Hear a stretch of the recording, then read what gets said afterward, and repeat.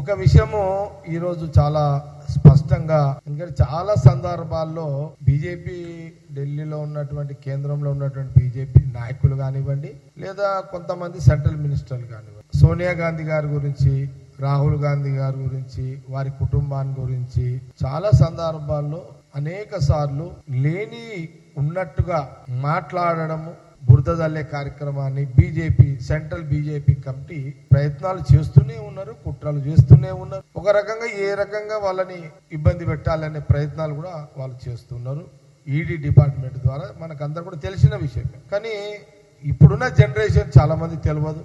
ఎందుకంటే కొన్ని సంవత్సరాలు గడిచిపోయిన తర్వాత సహజంగా చాలా మందికి చరిత్ర పట్ల కొంత తెలవడం తెలుసుకోవడం తప్పని నేను అంటలేను, కానీ చెప్పేవాళ్ళు ఉంటే తెలుస్తుంది. అందుకే నేను ఈరోజు కొన్ని విషయాలు నేను చెప్పడం జరుగుతుంది.